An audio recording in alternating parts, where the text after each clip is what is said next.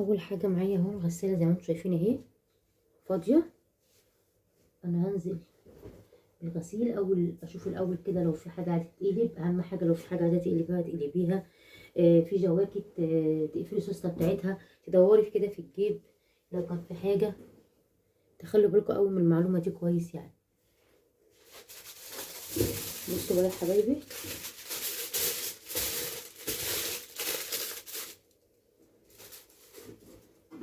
الطريقه اللي انا اقول لكم عليها دي انسوا ودعوا كده نشر الغسيل يا دوبك ما فيش ثواني كده، وهتنطروا بس غسيلكم كده هون في الجو في اللي احنا فيه الصعب ده. النطره اللي بتيجي فجاه ونيجي فجاه نجري على الشبابيك والمشمع مش عارفه ايه. انسوا الموضوع ده خالص. ان شاء الله الحركه اللي احنا هنعملها دلوقتي في الغسيل قبل ما نحط الغسيل هتخلي مفيش يعني يا دوبك الغسيل زي ما بيقولوا كده مندي. يا دوبك بس هتنطريه بس كده على الحاجه كده خالص. يعني مش زي ما كان بيطلع معاكي ولازم تنشريه، وبالذات غسيل الشتا ده بيبقى رخم بيبقى تقيل ومحتاج غلبه شويه. اول حاجه معانا احنا ورق الفوين ده، عارفينه طبعا، هو بتاع المطبخ اللي هو العادي ده. ماشي، ناخد كده ايه جزء منه، هنعمل منه 3 كور. بصوا زي ما انا عاملاهم كده اهو. اول كوره حسب الغسيل يعني معاكي من 3 ل4 كور. اول كوره،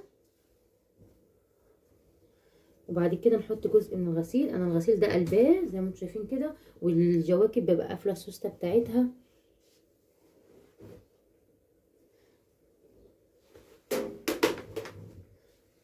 انا حطيت جزء، انا مش هغسل كتير يعني، فانا هحتاج للغسيل لكميه الغسيل اللي انا هغسلها دي 3 كور بس.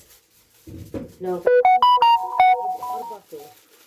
ادي واحده كمان اهي، انا بس اللي بعملها بايدي كده، بكورها كده اهو، وهرميها في الغسيل في نص الغسيل كده تاني.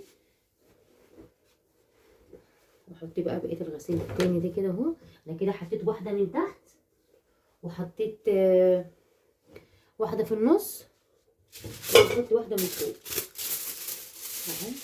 ادي التاني اهو اهو.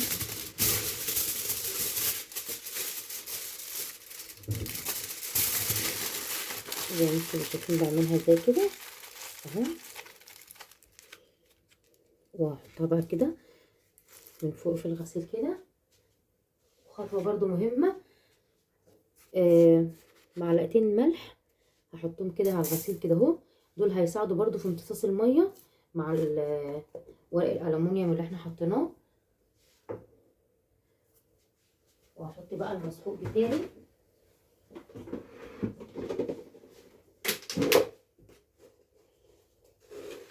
انا في مسحوق يا جماعه كده، معرفش كنتوا عارفينه ولا لا.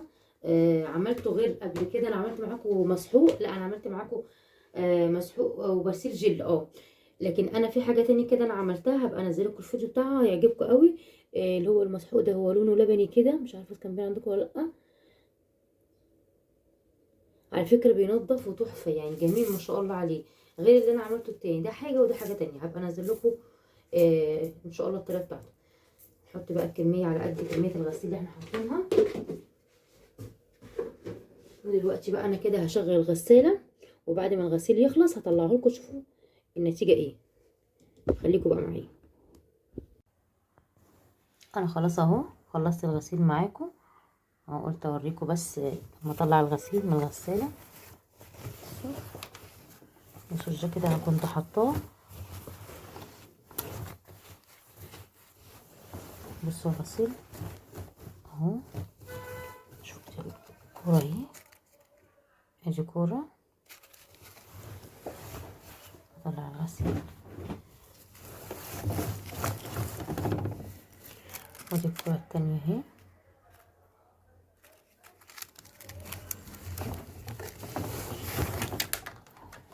ودي الكوره التالتة اهي. مش قادره اقول لكم الغسيل طالع يعني، يا دوبك مش هيكمل ساعه على الحبل. يا دوبك مش هيكمل ساعه، ساعه الا ربع على الحبل، واقل كمان من ساعه. هو ساعه الا ربع بالظبط، وهتلاقيه اتهوى ومية مية ومش محتاج اي حاجه. لو عجبكم بقى الفيديو ما تنسوش بقى يا حبايبي الاشتراك في القناه وتفعلوا الجرس عشان ان شاء الله يوصلكوا كل جديد. السلام عليكم ورحمه الله وبركاته.